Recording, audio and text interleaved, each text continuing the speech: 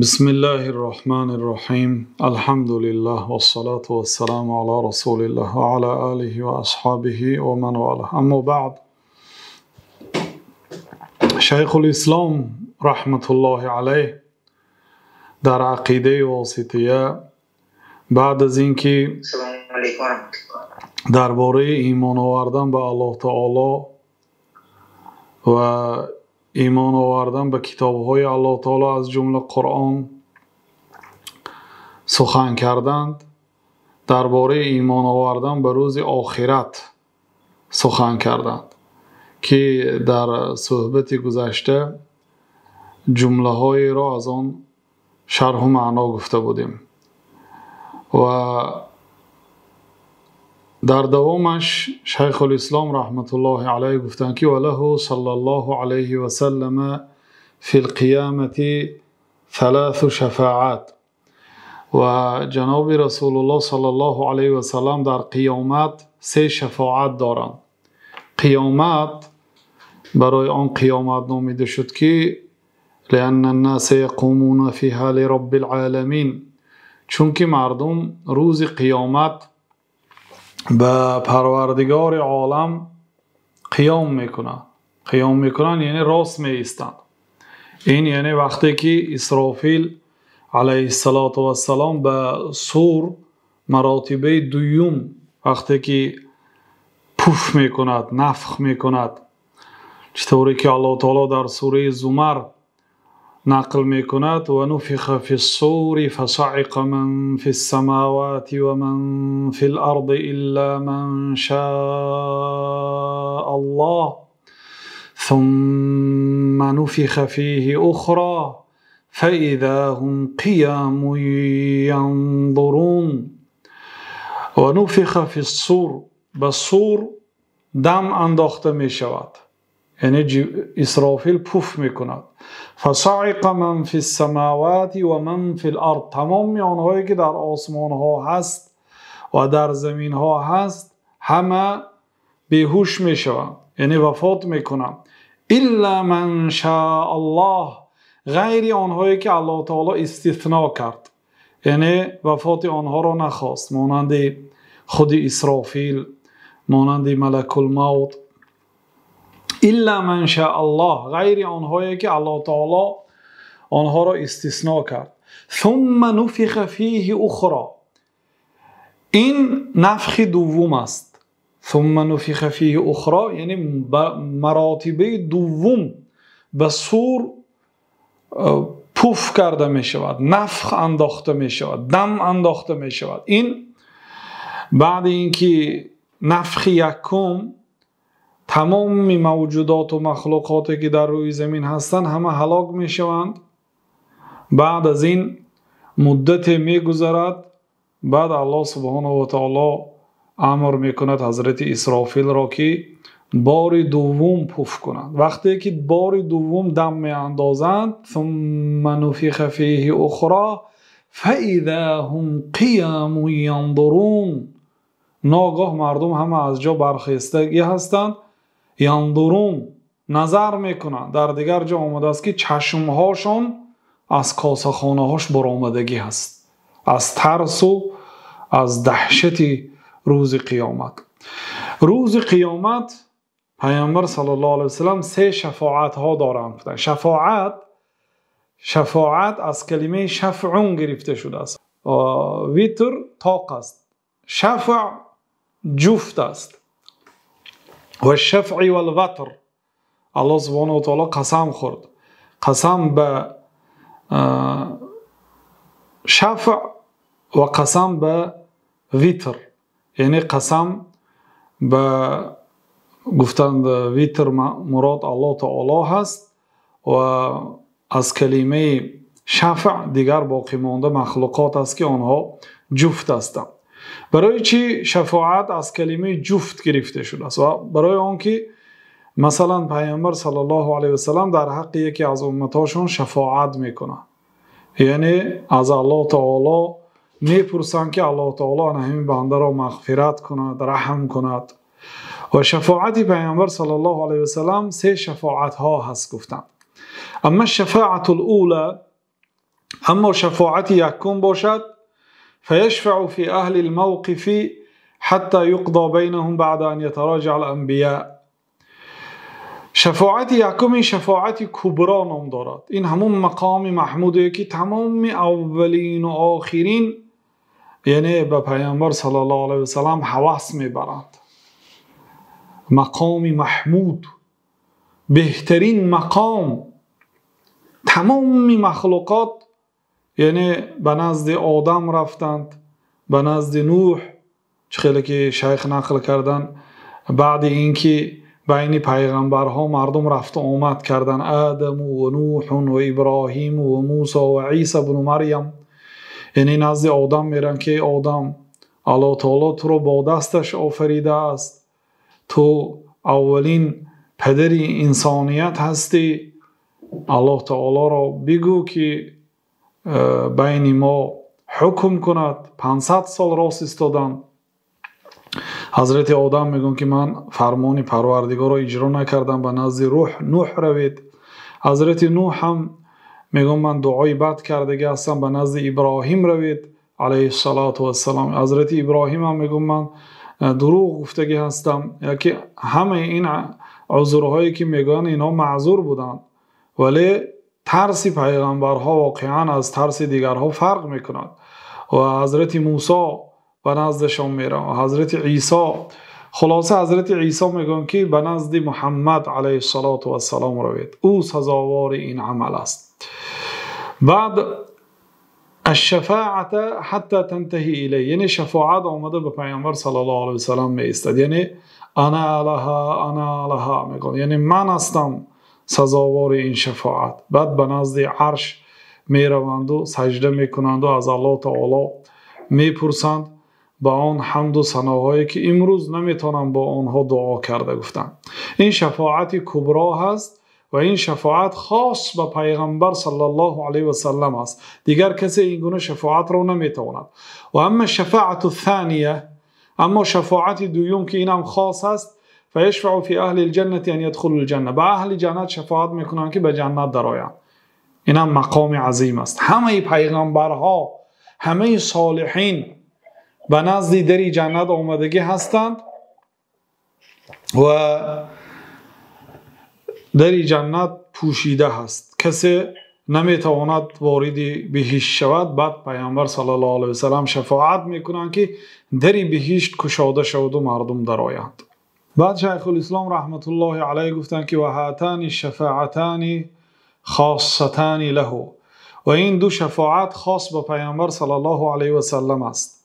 و یک شفاعت خاص دیگر هم دارند، شیخ در اینجا ذکر نکردن ولی در دیگر کتابهاشان ذکر کردگی هستند که آن هم باشد شفاعت خاص به عمکشان ابو طالب است، که این شفاعت خاص حساب می شود. خیلی که در صحیح بخاری و مسلم ثابت است. عباس عمک جناب رسول الله صلی الله علیه و سلم، عباس ابن عبدالمطلب میگوید که یا رسول الله ما اغنیت عن عمک فانه کان یحوتک و یغضب لک. ای پیامبر صلی الله علیه و سلم، برای عمکتان چی فایده رسانیدید؟ از او چی به حاجتی کردید؟ برای آنکه یحوتک، ابو طالب شما را محافظت میکرد، و یغضب لک، برای شما غضب میکرد. یعنی یگان کسی به پیامبر صلی الله علیه و سلم اگر سخنی بد یا یگان رفتاری بد کردنی باشد، ابو طالب نهی میکرد، ابو طالب پیش آن را میگرفت. بنابراین گفتند که چی فایده به ابو طالب عمک خود رسانیدید؟ بعد پیامبر صلی الله علیه و سلم گفتند که هو فی ضحضاح من النار ولولا انا لکان فی الدرک الاسفل من النار. او یعنی ابو طالب الان در بالای جهنم است، یعنی در روی دوزخ است، و اگر من نمی شدم در پایان ترین درکه دوزخ بود. یعنی این شفاعت خاص است. اینم اصلا برای کافرها شفاعت نیست، برای یگان کافر، یگان مشرک از بدایت خلق از زمان حضرت آدم علیه السلام تا نهایت به یگان مشرک، به یگان کافر شفاعت نیست غیر ابو طالب. یگانه شخصیتی که به شفاعت جناب رسول الله صلی الله علیه وسلم گرفتار می شود این ابو طالب است و آن هم فقط از دوزخ نمی براید.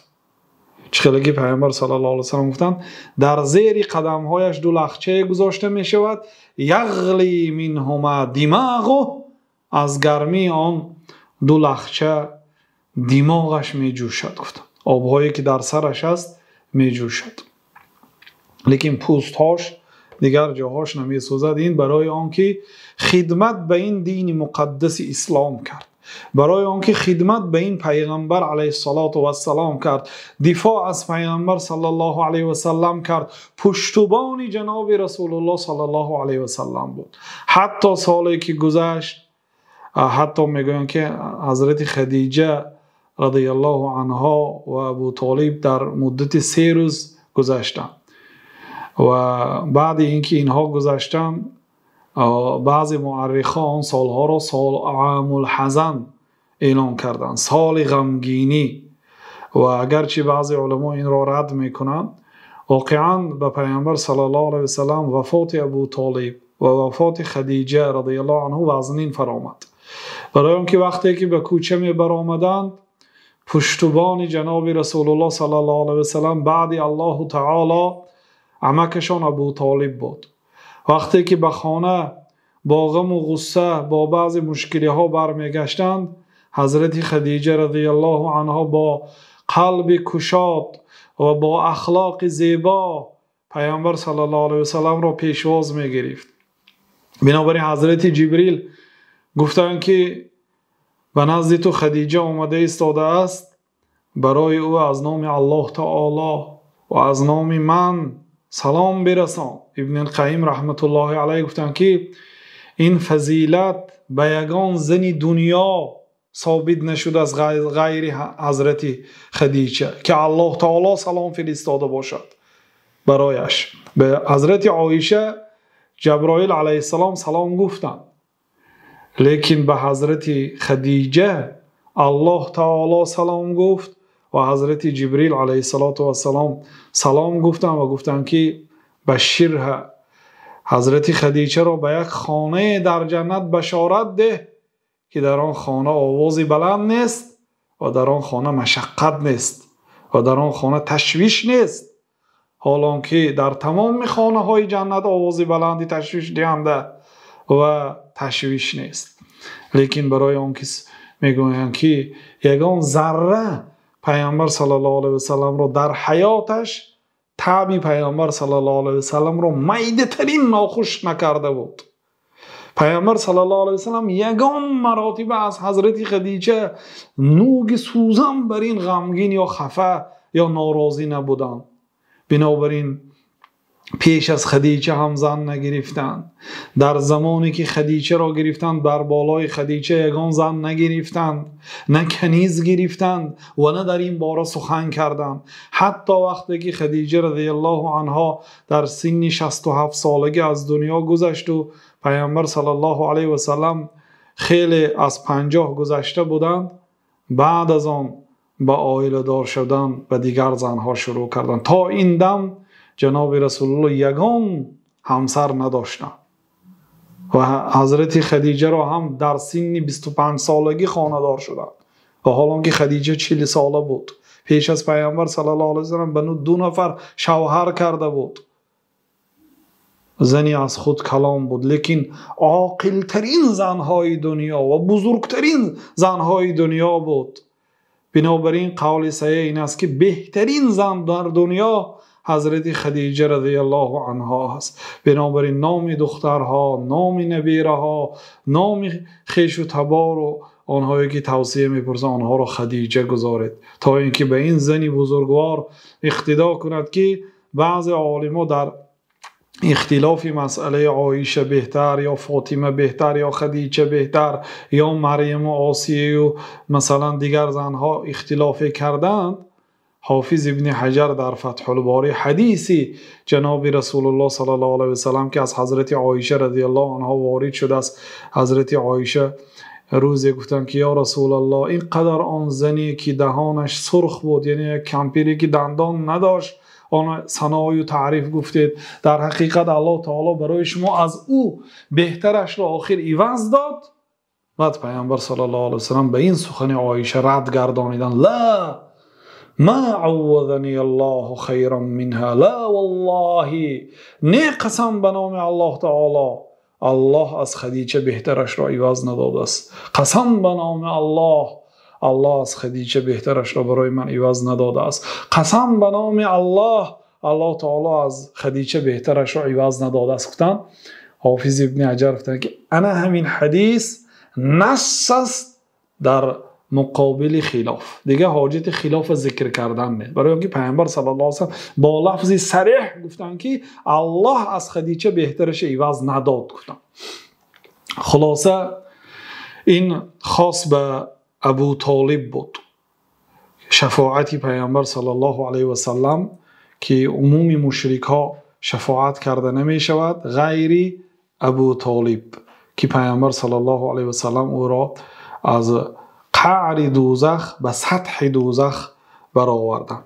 و اما شفاعت الثالثه فیشفع فی من استحق النار، اما شفاعت سیوم باشد پیامبر صلی الله علیه و سلم شفاعت میکنه در حق آن آدمایی که سزاوار دوزخ شدند، حکمی به دوزخ گرفتند، حکمشون برآمد که آنها دوزخی هستند، پیامبر صلی الله علیه و سلم شفاعت میکنه که ندرآید اینها. و هذه شفاعت له ولسائر النبیین و صدیقین و غیرهم، این شفاعت هم برای پیامبر صلی الله علیه و سلم است و هم برای دیگر پیغمبرها، یعنی دیگر پیغمبرها و دیگر صدیقها، علما، بزرگان می توانند به یگان نفر دیگر از مسلمان ها شفاعت کنند. این نوع شفاعت را، یعنی این خاص و پیامبر صلی الله علیه و سلم نیست. یشفع فی من استحق النار الا يدخلها، آن آدم هایی که سزاوار دوزخ شدند آنها را برای ندر آمدن شفاعت میکنن. پروردگارا تو فلانی را به آتش دوزخ حکم کردی، یعنی از تو التجا میکنیم که همین را مغفرت کنو وارد بهشت گردم. و یشفع فی من دخلها ان یخرج منها، و این چنین پیامبر صلی الله علیه و سلم شفاعت میکنند برای آن آدم هایی که به آتش دوزخ در آمده است برای برآمدن. و بعضی علما 8 شفاعت را ذکر کردم، 8 نوع شفاعت را. یکمینش این خاصی به پیامبر صلی الله علیه و سلم است، شفاعت کبرا است که اهل موقف را شفاعت میکنند که الله تعالی حساب و کتاب را شروع کند. دومین شفاعتی پیامبر صلی الله علیه و سلم به اهل جنت وقتی که نزد جنت آمدند و برای گشاده شدن دری جنت شفاعت میکنند که اینم خاصی پیامبر صلی الله علیه و سلم است. سومین شفاعتشان به عمکشان ابو طالب که این 3 شفاعت ها خاص است. چهارمینش شفاعتشان در حق آن آدمی که سزاوار دوزخ شده است از گناهکارهای موحدها تا اینکه ندرآیند. پنجمینش آن آدم هایی که در آمدند از گناهکارهای موحدین تا اینکه برآیند، یعنی آنها در دوزخ هستند، پیامبر صلی الله علیه و سلم شفاعت میکنند که پروردگار آنها را عفو کنو از آتش دوزخ برآر. ششمینش درباره بلند برداشتن مرتبه اهل جنت با مقام بلندتر. جنت 100 درجه دارد، پیامبر صلی الله علیه و سلم گفتند که جنت 100 درجه دارد، از همه درجه بلندش فردوس است که در آن جناب رسول الله صلی الله علیه و سلم هستند. نسأل الله من فضله، از فضل الله تعالی میپرسیم. و در بالای فردوس بعد عرش پروردگار است، یعنی جنت فردوس از همه بلندترین مقام جنت است. دیگر جنت ها در پایانتر هست، 100 درجه هست. بعضی انسان هایی که در درجه پایانترینی جنت هستند پیامبر صلی الله علیه و سلم آنها رو شفاعت میکنند که به درجه بالاتر برآورده شوند. حالا بسیار آدم ها میگن که همین جنت درآییم بس است، و این خلافی فرموده پیامبر صلی الله علیه و سلم است. گفتن که اذا سألتم الجنة فاسألوها الفردوس، اگر شما از الله تعالی جنت بپرسید فردوس آن را بپرسید. خلاصه این ششمین شفاعت است. هفتمینش فی من استوت حسناتهم و سیئاتهم. و بعضی آدم ها گناهاشون و ثوابهاشون برابر می شود. برای همین ها الله تعالی را شفاعت میکنند که به جنت درآیند. این به یک قول است. هشتمینش فی دخول بعض المؤمنین الجنه بلا حساب ولا عذاب. بعضی مؤمن ها پیامبر صلی الله علیه و سلم آنها را شفاعت میکنند که به حساب و کتاب درآید. یعنی برای به حساب و به کتاب در آمدن کمتر مرتبهش نمیرسد، لیکن پیامبر صلی الله علیه و سلم شفاعت میکنند که پروردگارا فلانی را هم از جمله آن شخصیت هایی که به حساب و به کتاب واردی بهشت میشد از جمله آنها گردان. با نام های پاکش و صفات های عالیش میپرسیم که از جمله چنین شخصان بگرداند. خب بعد شیخ الاسلام رحمت الله علیه گفتند که و یخرج الله من النار اقواما بغیر شفاعه بل بفضله و رحمته. و الله تعالی از آتش دوزخ یک قوم های را بدون شفاعت بیرون میکند، به شفاعت، بلکه با فضل و با مهربانیش جل جلاله و تقدست اسماؤه. الله تعالی میگوید که شفاعت الملائکه، فرشته ها شفاعت کردند، و شفاعت النبیون، پیغمبرها شفاعت کردند، و شفاع المؤمنون، مؤمن ها شفاعت کردند. ولم یبق الا ارحم الراحمین، دیگه کسی نماند که شفاعت کند غیری مهربان ترین مهربانان. بعد الله سبحانه و تعالی فیقبض قبضة من النار، یک قبضه میکنه از آتش دوزخ، قبضه که به عظمت و جلالت خود مناسب است. فیخرج قوما لم یعملوا خیرا قط، از آتش دوزخ یک گروه آدم های رو میبرارد که کاری خیر نکردند. قد عادوا، در حقیقت آنها مانند انگشت سوخته شده بودند، در یک دریای شستشو کرده میشوند و آنها گشته میسبزند. چه خیلی که دانه ها در اطراف سیل میسبزد، چه خیلی که در صحیح بخاری این حدیث وسیع‌تر آمدگی هست. الله سبحانه و تعالی بعد شفاعت کننده ها با فضل و کرمش و با رحمتش که بی نهایت وسیع است، و رحمتی وسعت کل شیء، رحمتی من تمام چیز را فرا گرفته است، گفت بعض مخلوقات را از آتش دوزخ میبرد. و یبقى فی الجنة فضل، در جنت فضل میماند، یعنی جای خالگی. شما تصور کنید آن آدمی که از دوزخ از همه آخر میبراید، بعد اینکه چندین سالها سوخت، از همه انسان مسلمانی که در دوزخ بسیار میسوزد همین بنده است که در صحیح بخاری قصه اش را پیامبر صلی الله علیه و سلم نقل کردند. دیگرها مثلا 1 روز، 2 روز، 100 روز، 1000 روز، 1 ماه، 1 سال چشیدند، به قدر گناهشون برآمدند، یا به شفاعت کننده یا به رحمت ارحم الراحمین برآمدند، به جنت در آمدند. این آدم به قول مردم زندان زوانا کشید، یعنی نه به شفاعت کننده ها موافقت، یگان عفو تغری نگرفت، به نهایت گناهش بسیار بود، نه به مهربانی الله تعالی موافقت کرد، نه به شفاعت کننده ها، مگر با رحمت الله سبحانه و تعالی در آخر. این آدم به تمام گناهایش سوخت، بعد از آتش دوزخ برآورده می شود. وقتی که از آتش دوزخ می براید، الله تعالی برای او 10 مراتب ملک دنیا رو می دهد. از ببینید دنیا چقدر پول و مال دارد، چقدر کنز و ذخیره ها هست.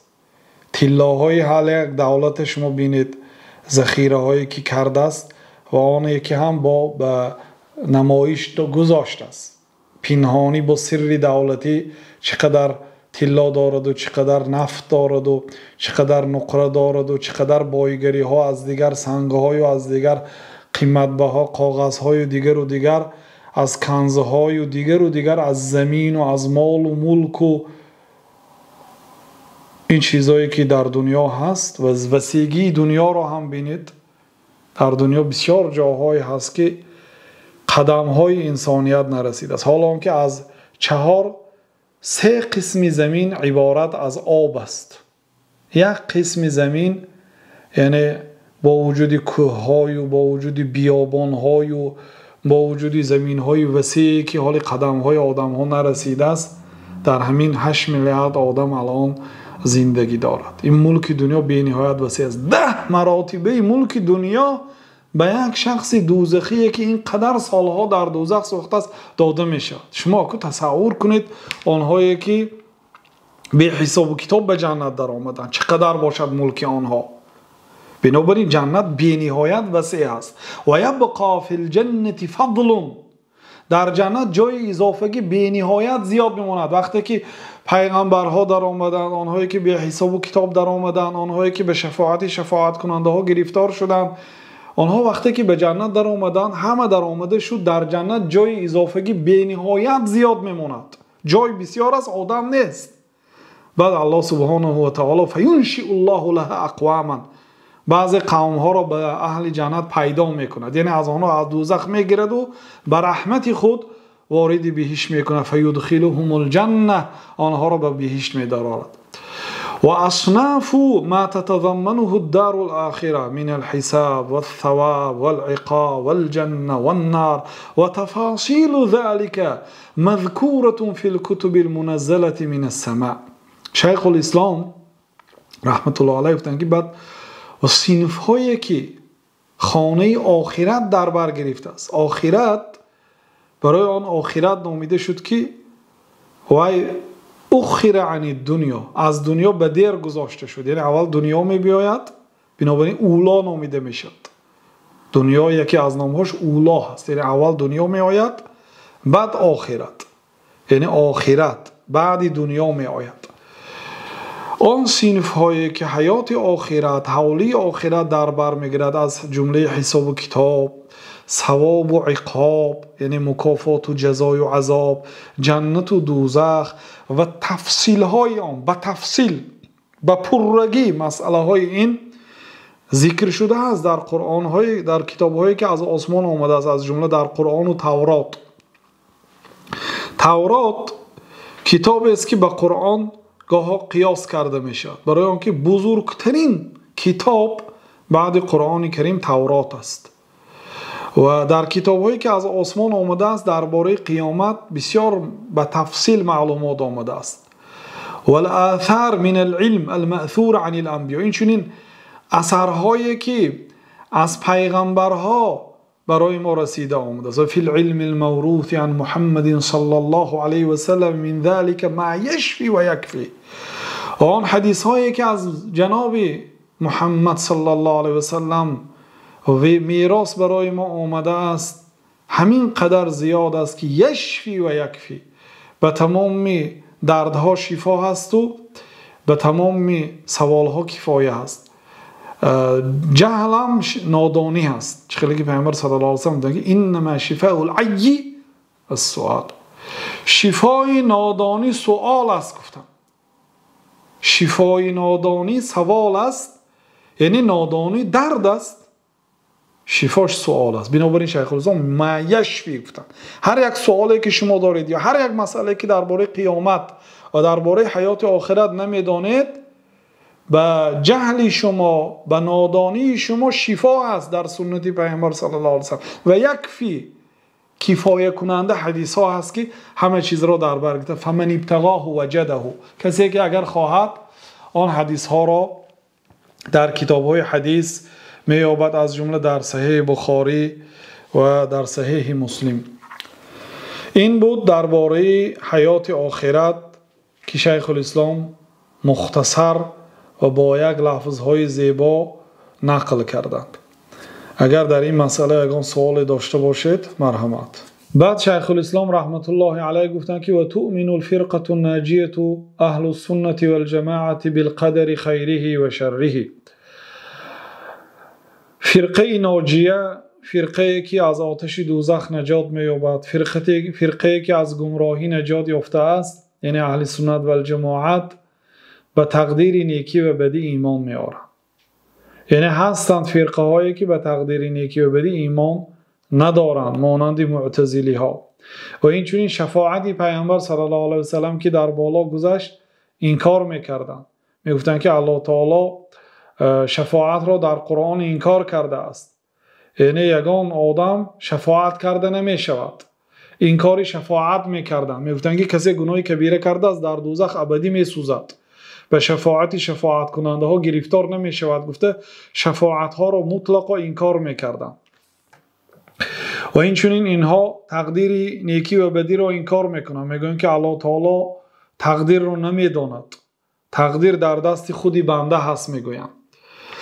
والایمان بالقدر على درجتین كل درجه تتضمن شیئین. شیخ الاسلام رحمت الله علیه گفتند که ایمان آوردن به تقدیر عبارت از دو درجه هست و هر دو درجه با دو چیزی رو در بر میگیرد. یعنی به 4 درجه تقسیم کردن، 4 مرتبه هست تقدیر. تقدیر چی است؟ امام احمد رحمت الله علیه میگن که القدر قدرت الله، تقدیر این قدرت الله است. اگر شما به حدیث ها نظر کنید، پیامبر صلی الله علیه و سلم گفتند که الایمان ان تؤمن بالله و ملائکته و کتبه و رسوله و الیوم الاخر و تؤمن بالقدر خیره و شره. گفتند کلمه تؤمنه را در ابتدا و در انتها ذکر کردن. ایمان این است که به الله تعالی ایمان آوری و به فرشته هایش و به کتاب هایش و به پیغمبر هایش گفتند و به روز قیامت گفتند و اینکه ایمان بیاری به تقدیر الله تعالی گفتند. یعنی و تؤمن را در آخر با تکرار کردن برای اون که تقدیر هم قدرت الله است.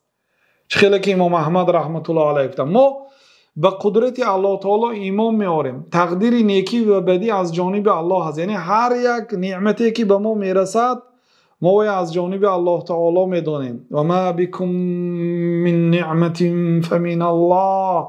هر یک نعمت، هر یک نیکی و خوبی که به شما رسید و از جانب الله تعالی هست. نگویید که به فضل علمم، به فضل مثلا میراث از پدر و مادرم، به سبب داناییم، به سبب هوشیاریم. نه، این از جانب از فضل الله تعالی هست. گفته از الله تعالی اعتقاد کنید. هر نیکی که آمد از الله تعالی است و هر یک بدی که آمد از جانب الله سبحانه و تعالی است. ما ایمان می‌بیاریم که همین بدی را الله سبحانه و تعالی برای ما فرستانید. اگرچه این بدی خوب است، چون که الله سبحانه و تعالی گاه بندگان مؤمنش را به بلا گرفتار میکند و این نعمت است فقط در لباس بلا، عاقبت خوب دارد. من یرید الله به خیرا یصب منه. به کسی که الله تعالی نیکی را خواهد او را به مصیبت گرفتار میکند. برای آنکه الله تعالی اگر مصیبت ندهد انسان از حدود انسانی بیرون میبراید. وقتی که میبیند که بی حاجت شده است، کلا ان الانسان لیطغی ان رآه استغنی. انسان از حدود آدمی میبراید وقتی که بیند که بی حاجت شده است. انسان وقتی که پولدار شد غالبا یعنی جنس انسانیت از حدود آدمی میبراید. سخن کنیش، راه گردیش، گپ زنیش تغییر بیابد از آن روزی که کم بغل بود. این طبیعت انسانی هست.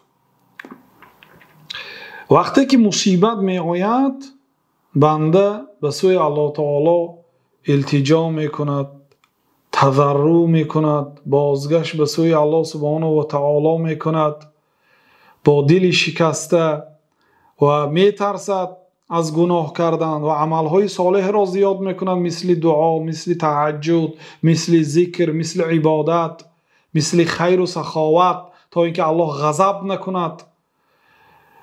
یعنی اگرچه الله تعالی مصیبت میفرستاند این بر فایده بنده هست. بنابراین بنده باید به الله تعالی گمان نیک کند. الخیر كله فی یدیک و الشر لیس الیک. خیر همش در دو دستی تو از پروردگارا. و الشر لیس الیک، بدی هیچگاه یعنی از تو نه، بدی محض از الله تعالی نه. بله بدی مصیبت را الله تعالی میفرستاند غالبا به سبب گناه ما یا به سبب بالا برداشتن مرتبه ما بر فایده ما هست. بنابراین ما باید به تقدیر نیکی و بدی ایمان بیاریم، دانیم که این از جانب الله تعالی هست. مادامی که الله تعالی همین بدی را برای ما خواسته است، در این بدی برای ما خیر است. وقتی که ام سلمه شوهرش ابو سلمه از دنیا گذشت، برای او حدیثی پیامبر صلی الله علیه و سلم ذکر شد که اگر به سر شما مصیبت آید، الحمدلله انا لله و انا الیه راجعون، اللهم اجرنی فی مصیبتی و اخلف لی خیرا منها. اگر کسی گفته شود الا اخلفه الله خیرا منها، کسی اگر همین گپ گوید الله تعالی به مصیبتش اجر میدهد و عوضی بهتر میدهد. حدیث را خواند و گفت که و من خیر من ابی سلمه، و کی از ابو سلمه خیر است؟ گفت که الله تعالی برای من از ابو سلمه خیر را عوض دهد. اولین عائله که در راه الله هجرت کرده است. گفته بعضی فضیلت های ابو سلمه را ذکر کرد. ثم اینی قلتها، سپس من این دعا را گفتم، چون این دعای پیغمبر است صلی الله علیه و سلم که تعلیم دادم برای امت که مصیبت که آمد این دعا را گفته. ثم اینی قلتها، سپس من این دعا را گفتم، فاخلفنی برسول الله صلی الله علیه و سلم، دیری نگذشته الله تعالی به جای ابو سلمه رسول الله صلی الله علیه و سلم را به من عوض داد. پیامبر صلی الله علیه و سلم او را خواستگار شدند، بعد عده‌اش برآمدند، همسری رسول الله صلی الله علیه و سلم شد، از جمله مادران مؤمنان شد. و ازواجه امهاتهم، و زنهای پیامبر صلی الله علیه و سلم مادران مؤمنان شد. به این مرتبه رسید به سبب این دعا. بله در نظر اول وقتی که ابو سلمه از دنیا گذشت مصیبت بود. بعضی انسان ها فرزنداشون از دنیا میگذرد وزنین است، بسیار مصیبتی وزنین است، لیکن خیر است در وی. شاید همین کودک آینده کافر میشد، شاید این کودک آینده از جمله شخصیت های بد میشد که داغی پدر و مادر میشد و پدر و مادر از آن غم و غصه که امروز به مرگش چشیدند از این بدتر به بلا گرفتار میشدند. و امروز که به بلاغت نارسیده از دنیا گذشت و از اهل بهشت شد و این چنین برای پدر و مادرش شفاعت میکند. این خیر است برایشان، لیکن در نظر اول مصیبت است. بنابراین وقتی که به سر انسان مصیبت تقدیری بدی می آید، باید بنده به تقدیر ایمان بیارد و راضی شود، نه در قلبش و نه در زبانش سخن جاری نشود که بر تقدیر الله تعالی ضدیت کند. وقتی که ابراهیم پسری پیامبر صلی الله علیه و سلم از دنیا گذشت، گفتند که ان العین لتدمع، چشم آب دیده می برآرد، و ان القلب لیحزن، قلب غمگین میشد، و انا لفراقک یا ابراهیم لمحزونون، ای ابراهیم ما از تو امروز جدا شدیم، ما به این فراق، به این جدایی از تو غمگین هستیم. ولا نقول الا ما یرضی ربنا، لیکن ما نمیگوییم مگر آن سخنی که پروردگار ما را راضی میکند. ما همین قدر سخن میکنیم که الله تعالی را راضی میکند. پیامبر صلی الله علیه و سلم در قبرستان یک زنی را دیدن که داد و فیغان داشت. پیامبر صلی الله علیه و سلم صبر کن گفتن، نصیحت کردن که الیک عنی فانک لم تصب بمصیبتی، گفت دور شو از من، تو مصیبتی مرا نچشیدی، یعنی تو از کجا دانی دردی مرا؟ گفته نصیحتی پیامبر صلی الله علیه و سلم را رد کرد. بعد برای او گفته شد که وای پیامبر صلی الله علیه و سلم بود و ای شخص نمیشناخت. بعد وقتی که اومده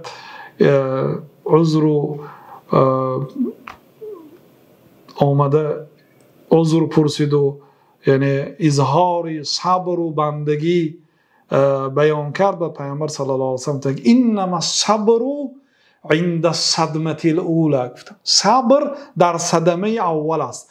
وقتی که خبری بد رو میشنوید، خبری بد رو میبینید، انا همون لحظه صبر کردن صبر است. اما بعدی گذشتن 5 روز یا 10 روز یا 1 هفته صبر کردن، اون صبری دیگر اجر و ثواب نداره. انما یوفی الصابرون اجرهم بغیر حساب. الله تعالی اجری صبر کننده ها رو به حساب میده. بنابراین وقتی که به سرتان مصیبت می آید، باید انا لله و انا الیه راجعون، الحمد لله انا لله و انا الیه راجعون، اللهم اجرنی فی مصیبتی و اخلف لی خیرا منها گوید. حتی اگر به مصیبت های پیشینه، مصیبتی پیشینه که به خاطرتان آید، روزهای سختی که به سرتان آمده بود به خاطرتان بیاید و گوید که انا لله و انا الیه راجعون، گوید الله تعالی عوض نیک میدهد. بنابراین دعای عظیم است. یک شب پیامبر صلی الله علیه و سلم این دعا را گفتند وقتی که چراغ خاموش شد. حضرت عایشه در حیرت افتادند، گفتند یا رسول الله مگر این دعای مصیبت مرگ نیست؟ یعنی مصیبت، گفتم موت میفهمیدم. بعد گفتند نه، هر چیزی که طبع مسلمان را ناخوش میگرداند و مصیبت است.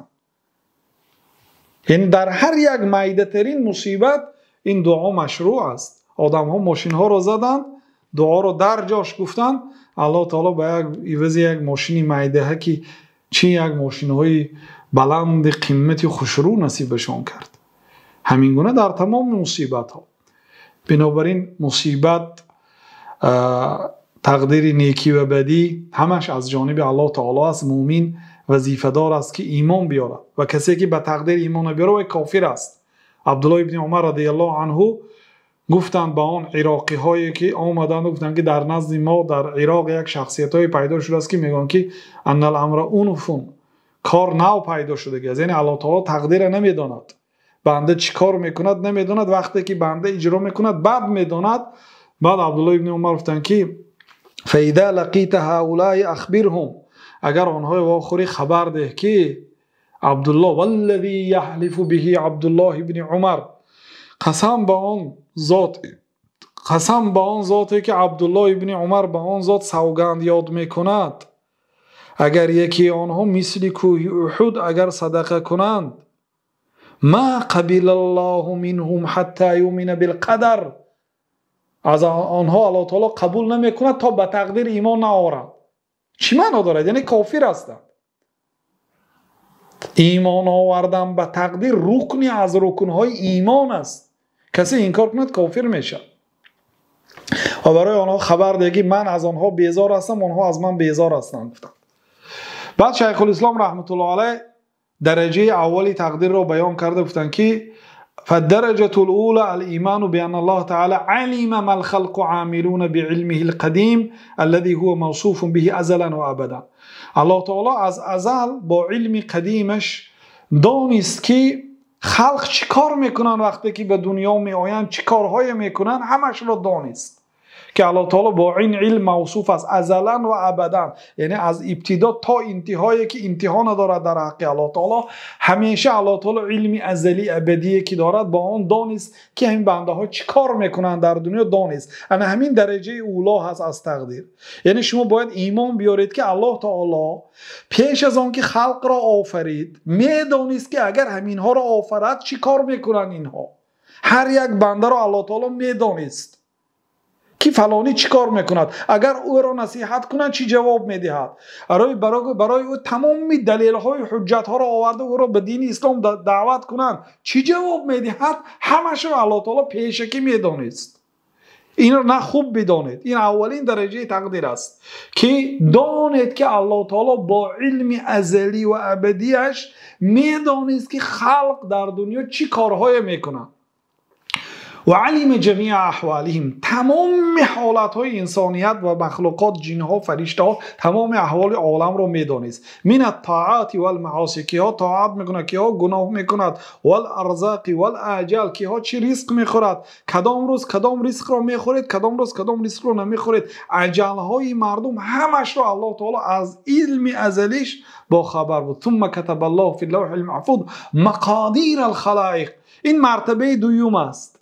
مرتبه اول این است که شما دانید که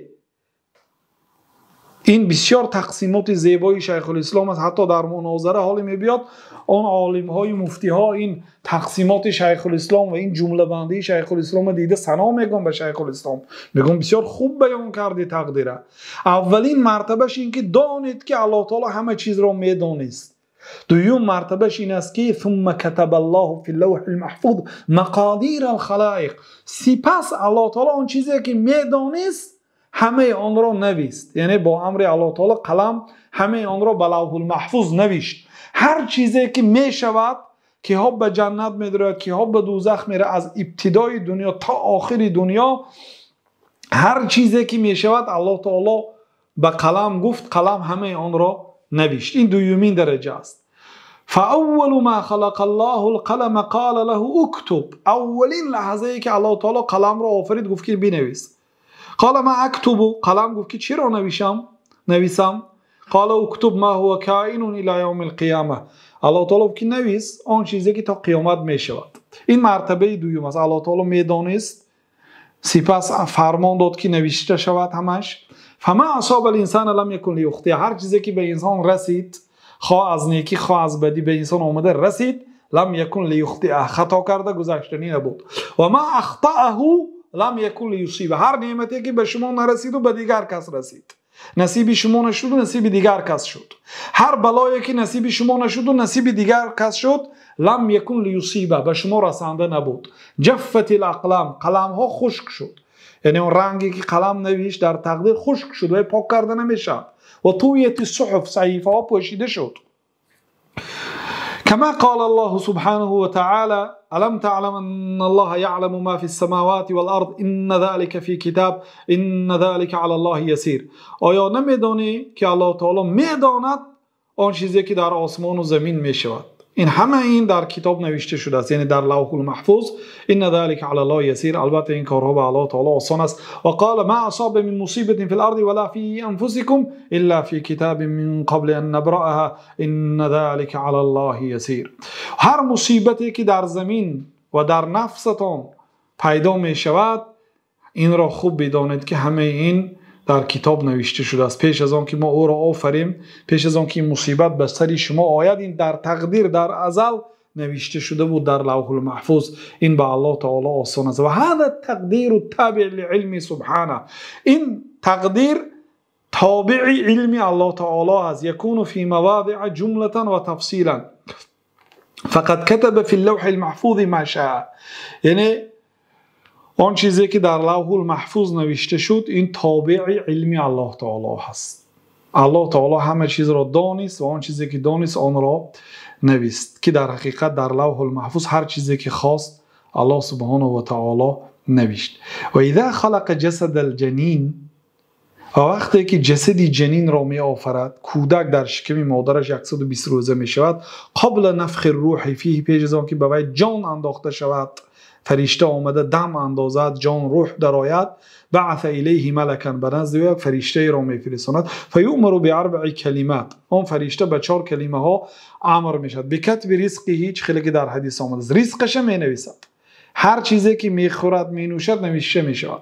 و اجله، اجلش کی وفات میکند، و عمله، تمام اعمالهایش نوشته میشد. و شقی او سعید، همین آدم خوشبخت است یا بدبخت است نوشته میشود. و نحو ذلک، و مانند اینها در بعضی حدیث آمده است که در پیشانش نوشته میشه، در حالان که در شکم مادرش بود. این از کجا آمد؟ این از لوح المحفوظ فرشته آورده در پیشانیش نوشت. فهذا القدر قد كان ينكره غلاة القدرية قديما و منکره اليوم قلیل. این نوعی، این مقدار تقدیر را غلات قدریه ها انکار میکردن در زمانهای قدیم و امروز منکرانش کم است. در زمان شیخ الاسلام امروزها منکرینش کم است. یعنی پیشتر منکرهاش زیاد بود گفتن. و اما درجه الثانیه، اما درجه دومی تقدیر این است که فهی مشیئت الله نافذه، خواست الله تعالی اجرا می شود. یعنی الله تعالی اول دانست، سپس در لوح المحفوظ نوشت، سپس اکنون وقتی که الله تعالی خواست همین کار اجرا می شد. مثلا الله تعالی در علمش می دانست که در آخر زمان محمد ابن عبدالله گفتگی آدم پیغمبر می شد. این می دانست الله تعالی. بعد همین در لوح المحفوظ نوشت. بعد وقتش که آمد پیامبر صلی الله علیه و سلم را پیغمبر گردانید. خواست که پیغمبر شد، پیغمبر شد. این سیومینش. اینجا درجه دوم گفتن، لیکن سیومین مرتبه است، برای اینکه درجه دومش عبارت از دو شاخه هست. درجه یکم از دو شاخه بود. این درجه دوم است، یعنی 3 و 4 رو در بر میگیرد. یکمینش یعنی که سیومین حساب میشد خواست الله تعالی و قدرته شامله، قدرتی که الله تعالی همه چیز رو در بر میگیرد قدرتش. و هو الایمان بان ما شاء الله کان و ما لم یشاء لم یکن. این است که ایمان بیاریم که هر چیزی که الله خواست میشد، هر چیزی که نخواست نمیشد. و انه ما فی السماوات ولا فی الارض من حرکه ولا سکون الا بمشیئه الله سبحانه و تعالی. هر یک حرکت و هر یک آرامی و سکونتی که در آسمان ها و در زمین ها میشد، همش با خواهش الله تعالی. بدون خواهش الله تعالی یگان حادثه روی نمیدهد در این دنیا. لا یکون فی ملکه الا ما یرید. در ملکش چیزی نمیشد غیر اونی که الله تعالی اراده کرده است. غیر چیزی که الله تعالی خواسته است دیگه هیچ نمیشد. و انه سبحانه و تعالی علی کل شیء قدیر. الله تعالی به همه کار قادر است. من الموجودات و المعدومات. به هر کاری که از موجودات، اونایی که موجود است، اون چیزی که معدوم است نیست، و همه کار الله تعالی قادر است. اینو باید بدانید که الله تعالی هر چیزی که خواست اجرا میکند و هر چیزی که نخواست اجرا نمیکند. فما من مخلوق في الارض ولا في السماء الا الله خالقه سبحانه لا خالق غیره ولا رب سواه. هر یک مخلوقی که در زمین است و در آسمان است مگر خالقی و الله سبحانه و تعالی است، نه غیر الله تعالی. لا خالق غیره، او دیگر خالق ندارد و دیگر پروردگار ندارد. و مع ذلك فقد امر العباد بطاعته و طاعت رسوله و نهاهم عن معصیته. با وجود اینکه الله تعالی از ازل میدونست که همین انسان ها کافر هستند، گناهگار هستند، الله تعالی رو اطاعت نمیکنند، پیامبر صلی الله علیه و سلم رو اطاعت نمیکنند، اینها اهل دوزخ هستند مثلا. با وجود اینکه از ازل میدونست، با وجود اینکه همین چیز رو در تقدیر نوشت، باز آنها رو به کارهای خیر امر کرد، به طاعت الله و به طاعت رسول الله صلی الله علیه و سلم امر کرد، آنها را از گناه نهی کرد. نکنید گفت. و هو سبحانه یحب المتقین والمحسنین والمقسطین. الله تعالی شخصانی با تقوا، نیکوکارها، آدمهای عادل را دوست می‌دارد. و یرضی عن الذین آمنوا و عملوا الصالحات. الله تعالی از آنهایی که ایمان آوردند و عملهای صالح میکنند راضی میشد. ولا یحب الکافرین. کافرها را دوست نمی‌دارد. ولا یرضی عن القوم الفاسقین. از قوم فاسقها راضی نمیشد. ولا امر بالفحشاء. به فاحشگی امر نمیکنه. ولا یرضی لعباده الکفر. به بندگانش کفر را راضی نمیشود. ولا یحب الفساد. فساد را به بندگانش دوست نمی‌دارد. یعنی شیخ الاسلام رحمت الله علیه این چیزها را گفته ایستادند به رد به جبریه ها و قدریه ها. قدریه ها میگویند که الله تعالی به تقدیر علاقمندی ندارد، اختیار در دست ما هست، عملی ما رو ما خودمون پیدا میکنیم. اختیار هم در دست ما هست، عمل هم در دست ما هست، هر چیزی که خواستیم اجرا میکنیم. جبریه ها میگن که نه، ما مجبور هستیم، هر چیزی که الله خواست ما همون رو اجرا میکنیم، ما خودمون اختیار نداریم که یگان کار کنیم، ما مجبور هستیم. میگن چه خیلی که یک انسان دست و پاهاش میبندید و به دریا میپرتاید و بعد میگوید که تر نشو، اون دیگه قدرتی تر نشدن ندارد، پرتافته شده است به آب، دست و پاهاش بستگی است. یعنی جبریه ها میگن که ما همین خیلی هستیم. این ظلم است، این گپی ناحق است در حق الله تعالی. الله تعالی برای بندگانش اختیار داده است، عقل داده است، برای آنها پیغمبرها فرستانید، وارثان پیغمبر فرستانید، آنها را دعوت میکنن، نصیحت میکنن، برای آنها عقل داد، فهم داد، مصیبت ها داد، نیکی ها داد، تا اینکه عقل خود را استفاده برند و برای راست درآیند. الله تعالی هیچ کسایی را ظلم میکند. بعد در دوام شیخ الاسلام میگه والعباد فاعلون حقیقتا، کارها را حقیقتا بنده ها اجرا میکنند. نماز میخواند حقیقتا بنده میکند، گناه میکند حقیقتا بنده میکند. والله خالق افعالهم، الله تعالی کارهای آنها را خالق است، آفریدگار است. والعبد هو المؤمن والکافر، یعنی بنده مؤمن میشد کافر میشد. والبر والفاجر، نیکوکار میشد بدکار میشد. والمصلی والصائم، نمازخوان و روزدار میشد. وللعباد قدرت علی اعمالهم، بنده ها قدرت عمل کردن را دارند. قدرت دارد که علم تجوید خوانید، قرائت خود را درست کنید، قدرت دارد که علم گیرید، خواهش دارد. اگر کمک اراده مستحکم داشته باشید به این خواهشتان عمل میکنید، نخواهید اجرا نمیکنید و تنبلی میکنید. ولهم ارادتون، خلق اراده و خواهش دارند. والله خالقهم و خالق قدرتهم و ارادتهم، الله تعالی آنها را آفرید، خلق را، و قدرت و خواهش های آنها را هم الله تعالی آفریده است. کما قال تعالی لمن شاء منکم ان یستقیم و ما تشاءون الا ان یشاء الله رب العالمین. شما نمیخواهید، لمن شاء منکم ان یستقیم، کدامی از شما خواهد در راه صراط المستقیم شود، طبق راه راست راه گردد خواهید. اگر و ما تشاءون، شما نمیخواهید مگر آن چیزی که الله تعالی که پروردگار عالمین است خواست، همان را میخواهید. یعنی وقتی که شما یک چیز خواستید، همین الله سبحانه و تعالی خواست که شما خواستید. و هذه الدرجه من القدر یکذب بها عامه القدریه، این درجه تقدیر را، یعنی درجه دومی تقدیر را، اکثر قدریه ها انکار میکنه. الذين سماهم السلف مجوس هذه الامه، آنهایی که سلف صالح آنها را مجوس این امت گفتند. در حدیث ها آمده است که القدریه مجوس هذه الامه، قدریه ها مجوس این امت است. مجوس ها به الله تعالی به این عالم دو خالق اثبات میکنن، خالق نیک و خالق بد. زردشتی ها یعنی خالق خوب، خالق بد. روشنی و کارهای نیک را خالق خوب می آفرد که آن یزدان میگویند، و کارهای گناه و کارهای بد و مصیبت و مشکلی ها را خالق بد آفرید. گفته به دو خدا قائل هستند. و مجوسی قدریه ها میگن که ما کارهای خود را خودمون می آفریم، الله تعالی ما را آفرید. یعنی دو خالق اثبات کردن.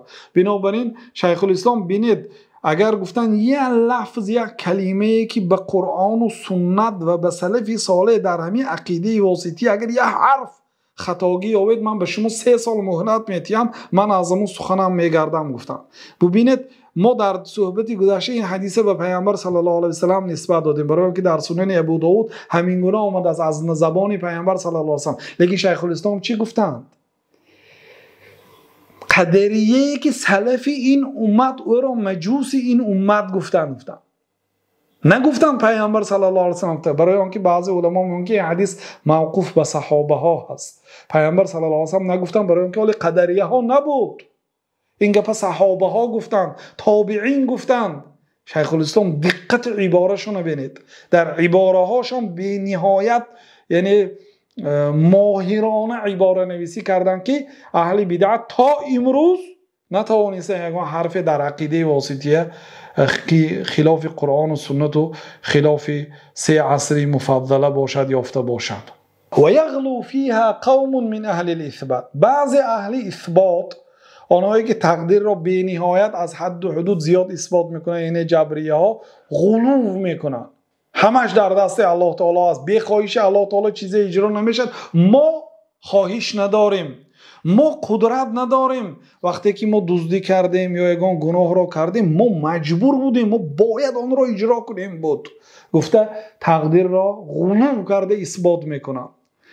و یخرجون عن افعال الله و احکامه حکمها و مصالحها، از کارهای الله تعالی و از حکمهای الله تعالی حکمتهای آن و فایده های آن را بیرون میبرند. یعنی الله تعالی وقتی که به سر انسان یک مصیبت، یک بلا میدهد، میگن که در وی مصلحت نیست، در وی خیر نیست، در وی یگان حکمتی الله تعالی نیست، گفته انکار میکنن.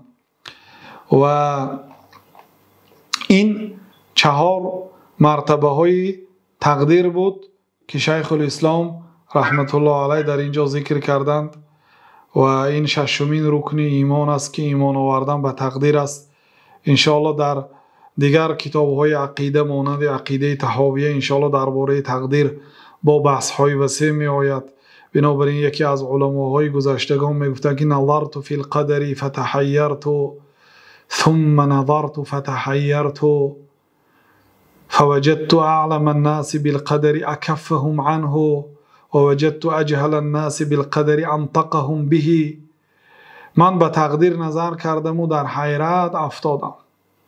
ثم نظرت فتحیرت، سپس باز نظر کردم و باز در حیرت افتادم. سپس به همین خلاصه آمدم که عالمترین مردم درباره تقدیر اکفهم عنه، آنهایی که کم گپ بزنن درباره تقدیر. کم گپ میزنن به معنی که خوض نمیکنن، بی علم درباره تقدیر گپ نمیزنن. و دیدم که نادانترین مردم درباره تقدیر آنهایی که بسیار درباره تقدیر گپای از هوا گپ میزنن آنها هست. و بعضی انسان ها ببینید قدریه ها غلو کرده همش رو در دستی بنده گفتن، بنده کاری خودش رو می آفرد. جبریه ها گفتن که نه، ما در دستی ما چیزی نیست، همش از جانب الله تعالی است، ما اختیار نداریم، ما مجبور هستیم برای گناه کردن و برای کافر بودن و برای به دوزخ رفتن ما مجبور هستیم. این گپ ظلم است. الله تعالی به کسی ظلم نمی کند که الله تعالی از خودش گیرد و یعنی همین آدم دوزخی اینش جنتی گفته بیکار یک کس دوزخی کند و بدبخت کند. نه، الله تعالی دانست که همین آدم نه نصیحت گوش میکند، نه عقلش را کاربست میکند، ظالم است، فاسق است، فاجر است، کافر است، بی عقل است. یعنی گفتی الله تعالی پیامبر و نصیحت را گوش نمیکند، بر هر چیزی که خواست، هر چیزی که همین بنده اجرا میکند همین را نویست، لیکن به بنده اختیار داد، قدرت داد، خواهش داد. اما جبریه ها میگن که ما مجبور هستیم. و یک قوم دیگر پیدا شدن، اینها ابلیسیه میگن بعضی علما از جمله شیخ الاسلام. اینها به الله تعالی تعارض را نسبت میدادن، میگفتن چه خیلی الله تعالی بنده ها را به کارهای خیر امر کرده است، از کارهای گناه باز ایستاد گفته است و خودش از ازل آنها را دوزخی و جنتی گفته نوشته مانده است. این میگفتن مانند آنه که انسان ها را چه خیلی مثالش گفتیم دست و پاهاش بسته به بحر پرتافته است، گفته است که تر نشوید. گفته از الله تعالی عیب میجوییدن، گفتن که این کار الله تعالی خطا است، میگفتن نعوذ بالله. بنابراین اهل سنت و الجماعت تقدیر و نیکی بدی را ایمان میارند و میگویند که الله تعالی جزئی اختیار و خواهش را به بنده داده است. بنده خواهد بنده صالح میشود، خواهد بنده نیک میشود. الله تعالی برای او این قدرت ها را داده است که راه خود را خود انتخاب کند. در همین قدر کفایتی میکنیم. والله اعلم. صلی الله و سلم علی نبینا محمد و علی آله و صحبه اجمعین.